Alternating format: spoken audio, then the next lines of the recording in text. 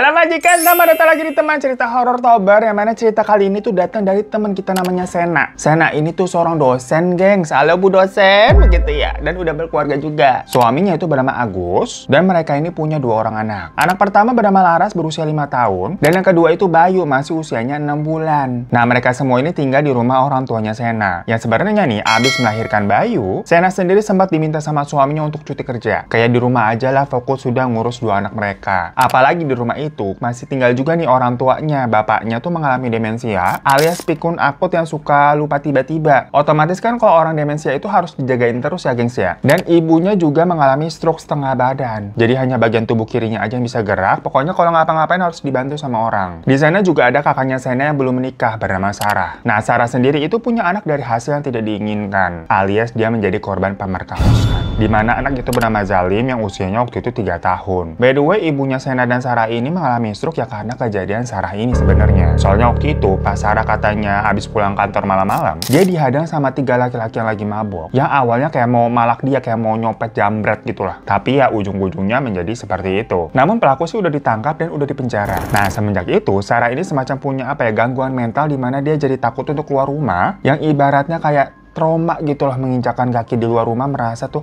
dunia luar berbahaya. Tapi Sarah ini tuh orangnya kambuh-kambuhan, gengs. Kadang kalau lagi bener ya dia normal. Cuma kalau ada hal-hal yang men-trigger dirinya atas kejadian yang waktu itu tuh dia bisa jadi kayak langsung histeris luar biasa sampai nyakitin dirinya sendiri. Jadi bisa dibilang di sini background dari keluarganya Sena ini cukup kompleks ya. Makanya Sena sebenarnya berterima kasih banget sama suaminya Agus yang masih mau ada di sampingnya. Tinggal juga di rumah keluarga Sena yang penuh dengan masalahnya masing-masing. Padahal untuk menyewa atau bahkan misalkan mau KPR rumah sendiri itu sebenarnya Agus dan Sena ini sudah sanggup. Tapi ya itu, keadaan yang membuat Sena ini harus masih bertahan di sana. Dan karena dirasa tuntutan keluarga Sena ini berarti kan banyak ya, Sena ini jadi mikir kayaknya nggak bisa deh dia diam aja di rumah gitu jadi ibu rumah tangga hanya mengandalkan gaji dari suaminya aja untuk menghidupi semua kebutuhan orang-orang di rumah tersebut. Di lain sisi dia juga kayak nggak enak lah sama suaminya. Udah bagus suaminya Sena ini mau terima dia dan keluarganya dengan segala keadaan itu. Jadi Sena ini tidak mau membebani suaminya lebih dari itu. Ya akhirnya nih Sena ya udah tetap memutuskan untuk kembali mengajar aja jadi dosen karena dia juga menyukai tuh yang namanya ngajar. Dan dia mikir kan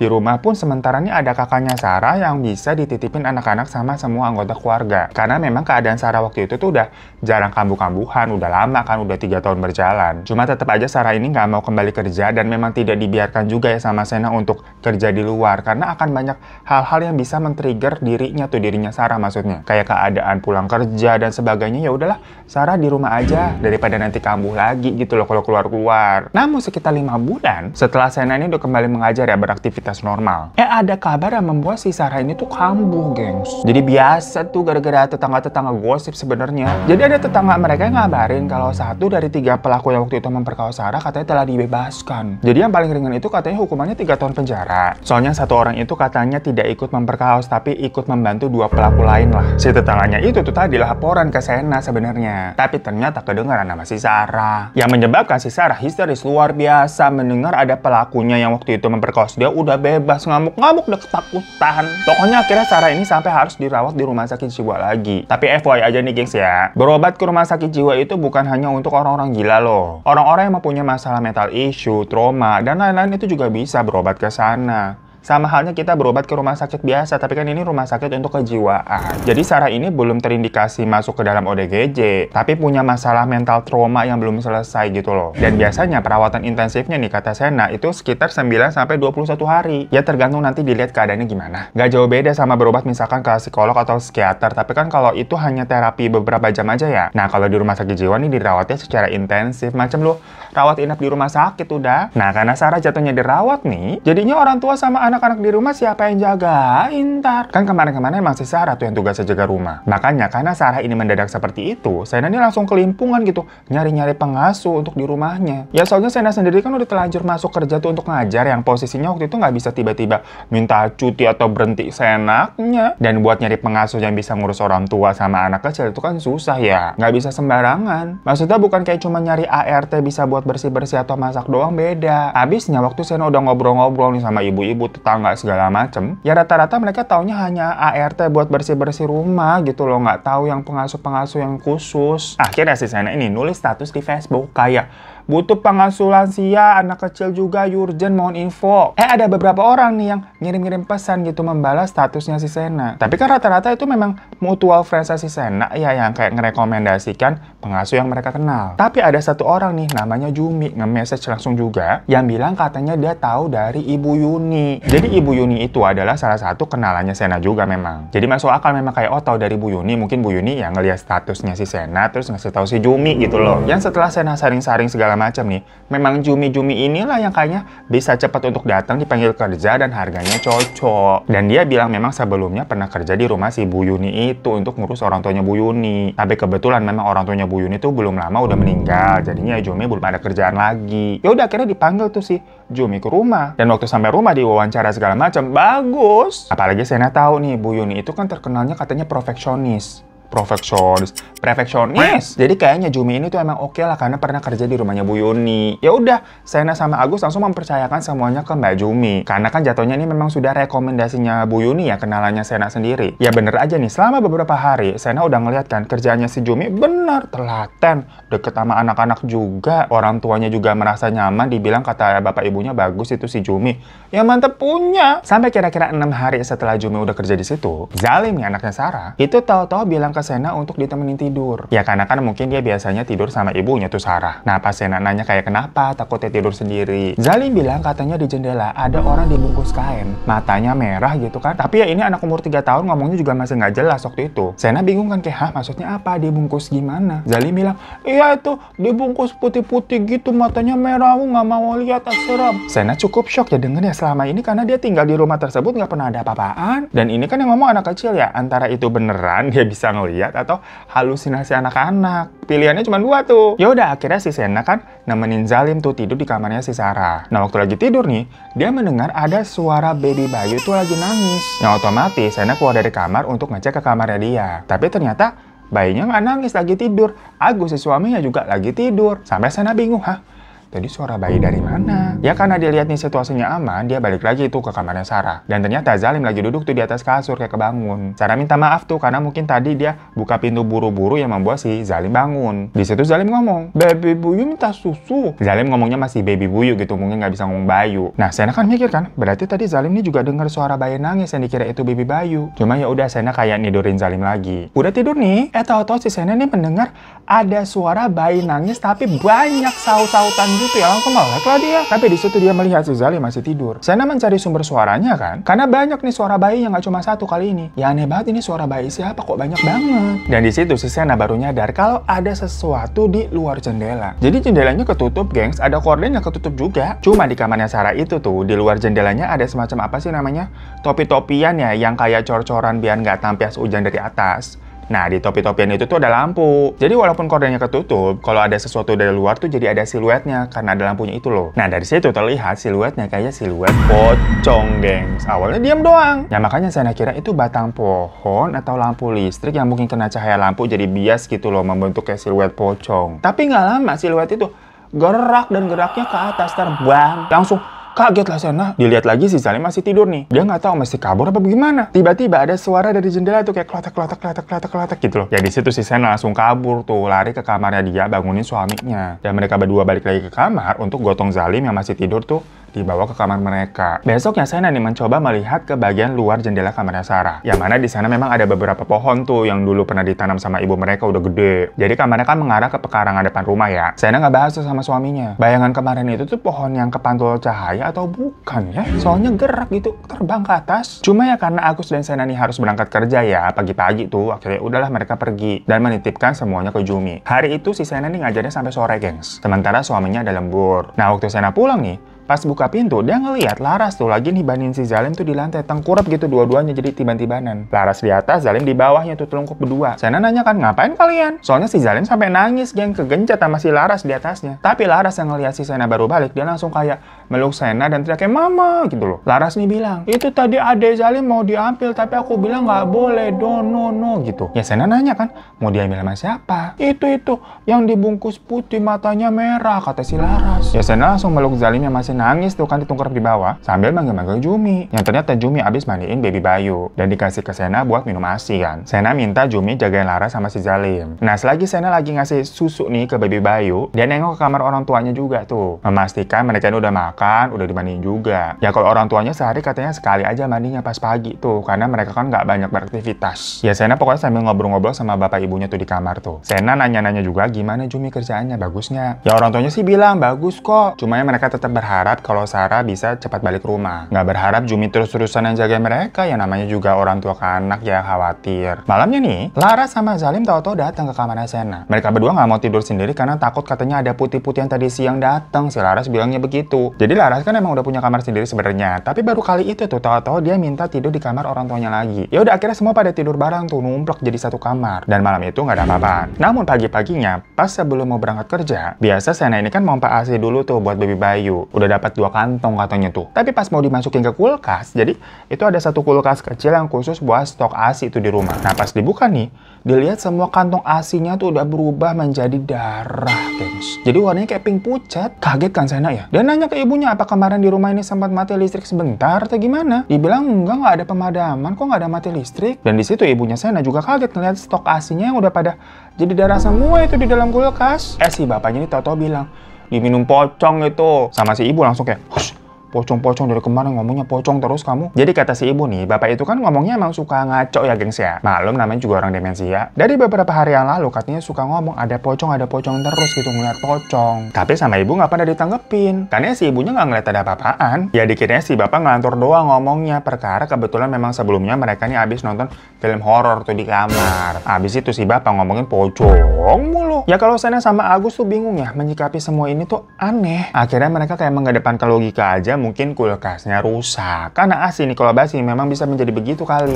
Jadinya stok ASI semuanya tadi tuh dibuang. Dan 2 kantong ASI tadi tuh ditaruh di kulkas yang biasa. Ya karena khawatir ya baby Bayu nangis gitu kan nggak minum ASI. 2 kantong tadi tuh paling cuma bisa buat sarapan sama makan siang doang ya. Kurang gitu ya. Karena kepikiran terus ini cepet-cepet tuh pulang habis ngajar. Sampai rumah tahu-tahu Lara sama Zalim lari-lari tuh nyamperin si Sena sambil nangis. Pas ditanya kenapa? Mereka diem aja gitu sambil terus meluk Sena tuh kenceng banget. Habis dimarahin sama neneknya kali ini 2 bocah nih. Soalnya ibunya Sena tuh emang suka galak, suka ngomel-ngomel kalau Lara sama Zalim tuh bandel, suka lari-lari mecahin barang. Tapi pas Sena ngecek ke kamar, ibu sama bapaknya ternyata lagi tidur. Dan waktu dia ke kamarnya sendiri, Baby Bayu kok nggak ada? Nanya dong ke Laras sama si Zalim, Baby Bayu di mana? Laras jawab sama Mbak Jumi. Di mana Mbak Jumi? Di sana, kata si Zalim. Sambil nunjuk ke arah taman belakang. Tapi pas Sena ngeliat ke arah taman belakang nggak ada siapa-siapa. Nggak ada, kata si Sena. Zalim bilang lagi, di sana, di atas. Dan terlihat memang Jumi lagi gendong Baby Bayu tuh di atap rumah, gengs. Di atas tuh. Jadi atasnya itu kan kayak ada cor-coran talang air ya. Berdiri di situ, diem aja gitu dengan tatapan kosong kayak bengong. Ya Sena histeris lah. Kayak, Jumi kamu ngapain? Jumi turun, Jumi. Langsung lari tuh Sena ke atas tuh. Lewat tangga monyet yang emang itu akses buat ke toren, gengs. Untungnya Sena bisa langsung ngerebut Baby Bayu tuh dari Jumi. Di situ si Jumi kayak baru kesadar loh. Kok saya di sini? Tapi kan Sena udah ngomel-ngomel duluan ya. Dan waktu diinterogasi si Jumi juga bilang katanya dia nggak inget apa-apa, dia nggak tahu kenapa tahu bisa di atas itu. Berkali-kali juga Jumi minta maaf. Sena sama Agus tuh sempat diskusi mengenai hal ini karena kan ya merasakan ya. Untungnya anak mereka nggak kenapa-napa. Sampai-sampai Jumi bilang kalau saya dipulangin juga nggak apa-apa kok Bu Pak, karena dia benar-benar merasa bersalah banget. Namun memang kayaknya belakangan ini ada hal-hal aneh yang terjadi di rumah yang sepertinya Jumi juga nggak tahu menahu. Maksudnya perbuatannya dia tadi tuh di luar kontrolnya. Dan ujung-ujungnya Sena sama Agus nggak tega. Karena gimana pun juga kan mereka butuh Jumi nih. Sementara Sarah tuh masih di rumah sakit. Udah nih akhirnya biar nggak mumet, pas weekend, Sena pergi ke mall tuh sama suami dan anak-anaknya termasuk ngajak Zalim juga. Sementara Jumi di rumah tuh buat ngurus orang tua mereka. Ya di mall biasalah jalan-jalan terus main ke tempat anak yang playground gitu. Nah ada satu waktu Sena nih mau nyusuin si Baby Bayu. Jadi dia pergi ke kamar mandi perempuan yang ada di lantai tersebut. Sementara Lara sama Zalim dijagain sama Agus. Nah pas jalan ke kamar mandi, Sena nih merasa ada cowok yang kayak ngikutin dia terus dari belakang. Masalahnya tadi dari tempat bermain, Sena sempat ngeliat juga ada cowok itu tuh emang ngeliatin dia pakai masker. Tapi kan awalnya namanya mall dikira kan banyak orang, yaitu pengunjung aja lah. Nah pas Sena mau ke kamar mandi yang masih selantai tuh, dia lihat antriannya penuh. Kayaknya lama nih, kalau kamar mandi cewek kan ngantrinya lama-lama soalnya ya. Akhirnya dia ke lantai atas tuh yang lebih sepi. Tapi kok si cowok itu tuh kayak tetap ngikutin dia sampai ke lantai atas, gengs. Sena masuk tuh ke kamar mandi sambil deg-degan. Untungnya di dalam kamar mandi itu lagi ada yang bersih-bersih, jadi janitor perempuan gitulah. Minta tolong tuh kasih mbak-mbaknya, mbak, coba minta tolong dong, liatin di luar tuh masih ada cowok pakai jaket hitam nggak? Soalnya saya ngerasa diikutin tadi, kata si Sena. Si janitornya itu baik, kayak oke bu, ntar saya liatin bentar ya. Balik-balik dia bilang, iya bu, masih berdiri itu di luar. Wah, fix diikutin nih kayaknya nih. Janitornya nawarin, saya panggilin security aja ya bu ya. Oke ya boleh, makasih. Yaudah, janitor itu keluar dan karena takut si Sena nih masuk ke dalam bilik tuh. Ngunci pintu sembari ya udah nyusuin Baby Bayu dan nelfon suaminya juga perihal bilang ada yang ngikutin dia. Suaminya bilang untuk di situ aja, jangan kemana-mana sampai security datang ke situ. Iya, ini udah dikunci kok, kata si Sena. Gak lama ada yang ngetok pintu bilik toiletnya. Ya Sena takut dong, kayak maksudnya itu siapa? Janitor yang memang sudah manggil security nih, atau takutnya itu si penguntit tadi tuh yang nekat masuk ke kamar mandi cewek, karena kan itu toiletnya lagi sepi keadaannya di lantai atas. Dari dalam Sena nanya kan, siapa? Masih sambil nyusuin si Baby Bayu. Dan tiba-tiba si Baby Bayu yang awalnya nyusu tuh mendadak nangis yang sampai kesedok. Sementara dari luar nih gak ada sautan, kayak bilang, saya janitor bu, atau saya security bu, nggak ada. Tapi pintu masih diketok yang dengan suara tangisan nih Baby Bayu nih nangis nih. Akhirnya Sena coba ngintip tuh dari celah bawah bilik toilet, kan di bawah biasa ada celah kan. Nah di situ dia ngelihat ada kain yang berdiri tuh warna putih. Sena langsung teriak. Sementara di luar terdengar tuh suara ribut-ribut, pokoknya chaos keadaannya. Sampai tahu-tahu ada yang gedor-gedor kayak sayang. Ternyata itu suaminya Agus. Ya Sena langsung bukain pintu dan ternyata di luar toilet nih si penguntit tadi tuh lagi adu debat sama security. Dia nggak ngaku kalau dia ngikutin Sena. Ya karena nggak ada bukti juga ya. Maksudnya Sena kan juga belum diapa-apain atau tidak diapa-apain sama si penguntit ini. Akhirnya tidak diproses lebih lanjut. Dari situ Sena sama suaminya pulang. Nah di mobil sebenarnya Sena ini masih gemetaran nih, nyeritain apa yang dilihat tadi tuh di dalam bilik yang ada putih-putih berdiri. Kira-kira kenapa ya? Soalnya sebelumnya kan anak-anak juga bilang katanya ada pocong terus tuh. Bapaknya juga sama bilang begitu. Sena udah nggak denial lagi nih dengan keanehan-keanehan yang terjadi belakangan ini. Nah pas sampai rumah, ibu bilang kalau katanya tadi tuh pihak rumah sakit telepon. Yang kali itu keluarga diminta datang. Hah? Pemburuk gimana? Ya udah akhirnya Agus sama Sena ke sana tuh. Anak-anak langsung dititipin di rumah. Pas di rumah sakit, Sena nih melihat kakaknya tuh Sarah kayak orang ketakutan, gengs. Dan pas Sena coba deketin, Sarah tuh bilang kalau katanya si pemerkaosnya itu tuh datang lagi. Makanya dokter mendiagnosa kalau Sarah ini mengalami delusi akut, halusinasi lah. Sena tentunya sedih ya melihat keadaannya kok tahu-tahu begini, kayak kumat lagi traumanya, kayak muncul lagi dan lebih parah. Abis pulang dari situ, di depan rumah nih, Sena sama Agus ngeliat kayak ada orang yang lagi ngintip-ngintip di luar pagar, macam orang mau maling, gengs, pakai helm gitu naik motor. Langsung ditegur lah sama si Agus kayak, cari siapa mas? Si orang itu kayak panik dan langsung pergi naik motor. Aneh banget kan, meresahkan. Agus sama Sena langsung bilang ke Jumi untuk jangan lupa kunci-kunci pagar sama pintu ya. Mulai besok pokoknya harus diperhatikan tuh. Soalnya tadi kayaknya ada orang mencurigakan, takutnya mau maling. Malamnya itu Agus nggak bisa tidur tuh, karena kan kepikiran sama orang tadi takutnya emang mau maling, jadi dia begadang. Sementara anak-anaknya semua lagi tidur sama si Sena. Dan bener aja ada suara klotek-klotek tuh dari pagar. Langsung dicek keluar tuh, ternyata si Jumi baru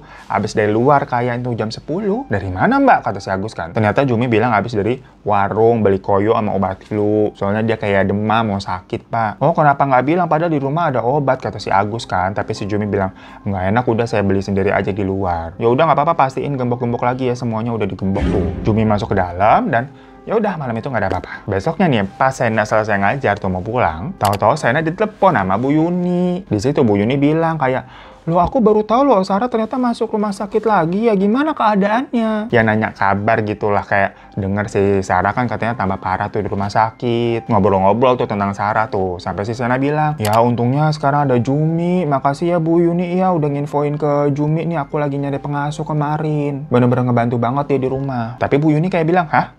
Jumi siapa? Loh, Jumi yang sebelumnya kerja di tempatnya Bu Yuni. Katanya dia tahu aku nyari pengasuh dari Bu Yuni. Tapi si Bu Yuni bilang, hah? Aku nggak pernah punya pengasuh namanya Jumi. Dan aku juga nggak tahu kamu lagi nyari pengasuh. Ini aku baru dengar kabarnya Sarah dari ibunya Sena. Waduh, ini salah info apa gimana nih? Sena masih bingung. Dan pas dia lagi nunggu taksi online tuh buat pulang, tahu-tahu ada cowok nih nyamperin dia. Cowok yang waktu itu ngikutin dia di mall. Sarah udah ketakutan kan, langsung mau nyari security dia. Tapi cowok itu bilang kalau dia kenal dengan pengasuh yang lagi kerja di tempat ibu. Sarah langsung diem kan, hah? Maksudnya gimana? Ibu mungkin lupa sama saya katanya.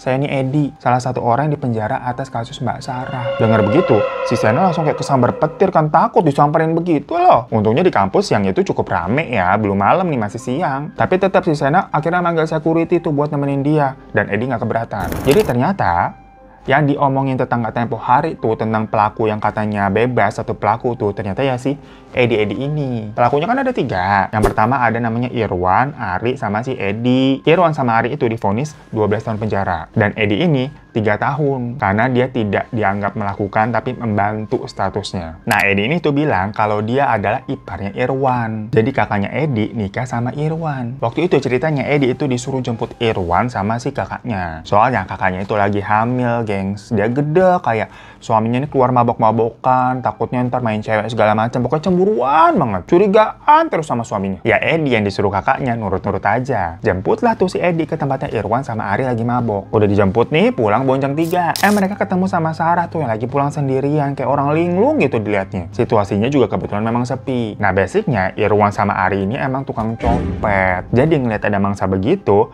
mereka ini mau melancarkan aksinya buat nyopet. Tapi waktu itu katanya si Edi mah cuman diam aja di motor kan karena nganterin mereka berdua ya. Yang turun Irwan sama si Ari. Tarik-tarikan tuh tas sama Sarah. Sampai Sarah didorong sampai jatuh. Tasnya udah diambil nih. Cuma mungkin si Irwan sama Ari ngeliat perhiasan yang dipakai Sarah tuh. Jadinya diambilin semua sampai handphone di kantong juga diambil. Habis itu mereka pergi kabur. Udah nggak ada adegan pemerkosaan guys kalau menurut si Edi. Cuma denger begitu, saya kayak nggak percaya ya. Karena dulu memang 3 tahun yang lalu nih waktu lagi ada kasus ini diproses, si 3 pelaku yang ketangkap itu memang bersikuku katanya cuma ngerampok doang, kagak memperkaos. Tapi yang kenyataannya ditemukan Sarah memang acak-acakan kayak habis diperkaos yang akhirnya hamil juga tuh. Sampai awalnya sempat mau digugurin. Cuman karena satu dan lain hal kayak takut dosa, habis kan ini anak gak bersalah ya, akhirnya dilahirkan dan dirawat tuh si zalim. Nah Edi cerita lagi nih, karena akhirnya sanksi yang ditetapkan kepada 2 pelaku, maksudnya Irwan sama Ari adalah kasus pemerkosaan sama perampokan, jadi mereka berdua semacam digojlok kayak dibully di penjara gitu loh gengs. Kalau Edi memang enggak, karena dia ditetapkannya nggak melakukannya, kayak cuma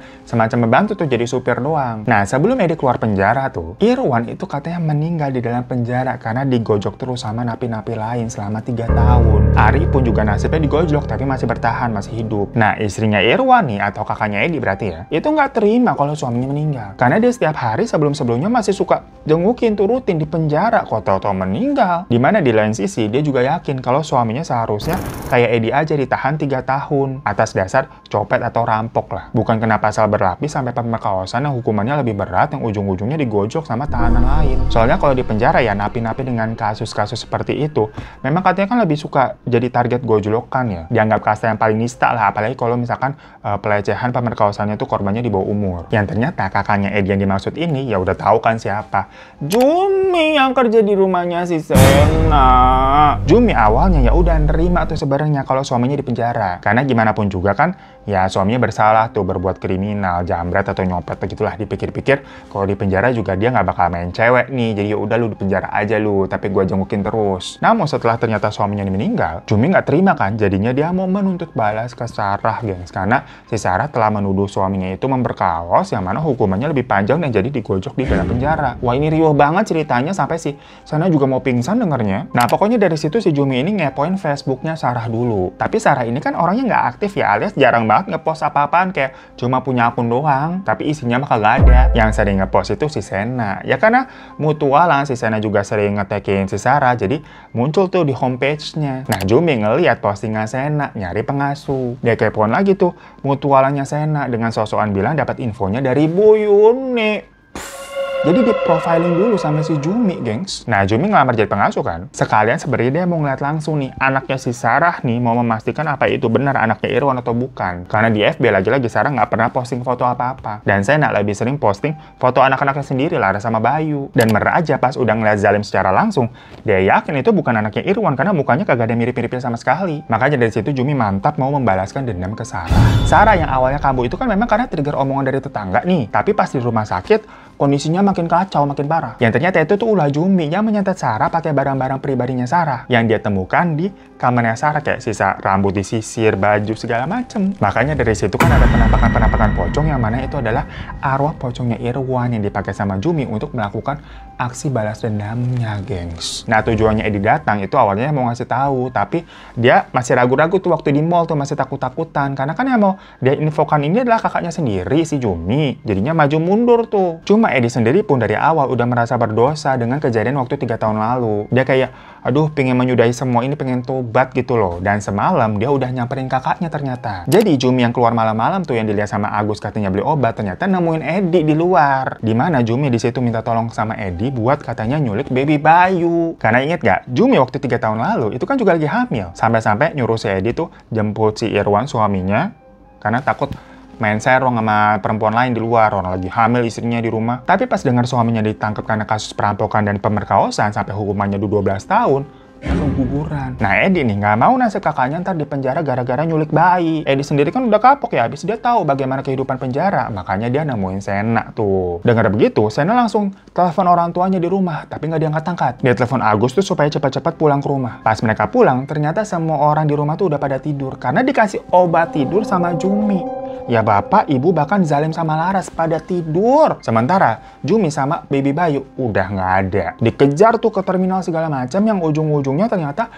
di rumahnya sendiri, maksudnya di rumahnya Jumi sendiri di kampung dia sembunyi. Jumi nggak nyangka bisa ketemu karena pas waktu awal dia datang dia tuh ngasih fotokopi KTP palsu ke Sena, jadi alamatnya sebenarnya beda. Namun kan akhirnya tahu alamat aslinya ya dari Edi. Ya udah Jumi ditahan atas dasar kasus penculikan anak. Setelah itu ya teror pocong udah nggak pernah ada lagi karena Jumi di penjara udah nggak bawa media apa-apaan. Karena ditemukan tuh banyak benda-benda ritual yang di rumahnya langsung dibakar tuh sama warga. Sementara si Sarah ini diterapi dan disuruh untuk jujur dalam membuka semua rahasia dan kebohongannya. Jadi ternyata benar, Zalim itu bukan anaknya Irwan, geng. Dan Sarah tidak diperkaos. Melainkan Zalim itu adalah anak dari pacarnya nggak mau tanggung jawab.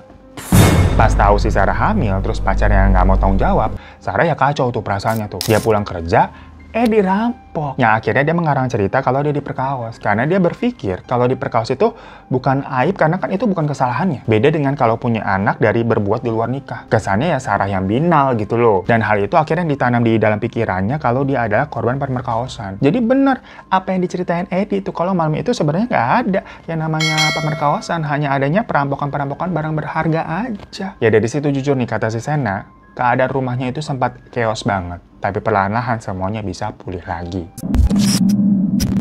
So itu guys cerita dari Sena yang cukup jelimet sampai di akhir ya. Sampai pas kita baca kayak, gimana bener-bener riuh pisan. Akhirnya kita susun satu persatu tuh biar majikan kagak bingung. Semoga kagak bingung ya. Intinya ini kayak bola salju, gengs. Jadi ya, Sarah benernya tidak diperkaos. Tapi karena dia kalut, dia jadi mengarang cerita perkara dirampok kan. Sampai kayak dilucuti segala macam barang-barangnya merasa dinodai. Yang mana pelaku itu jadi dijatuhi hukuman yang berat. Karena ujung-ujungnya memang Sarah terbukti hamil. Cuma ya memang waktu itu nggak ada pakai tes DNA. Nah, istri pelaku nih si Jumi nggak terima karena suaminya di penjara dan digojok sampai meninggal karena dianggap sebagai pelaku pemerkosaan cenah. Akhirnya dia melamar kerja sebagai pengasuh untuk menuntut balas. Dan kebetulan pas sampai sana Sarahnya mah kagak ada di rumah. Lah bagaimana orang mau nuntut balas ke Sarah, Sarahnya kagak ada. Ya makanya dari situ si Jumi nih mengambil sebuah plan B, tapi itu juga merupakan kesempatan emas ya untuk tadi tuh ngambil barang-barang pribadinya Sarah untuk menyatetnya diam-diam dengan arwah pocong suaminya. Dan karena 3 tahun lalu si Jumi ini sempat keguguran, dia melihatnya ada bayi 6 bulan, si baby Bayu tuh.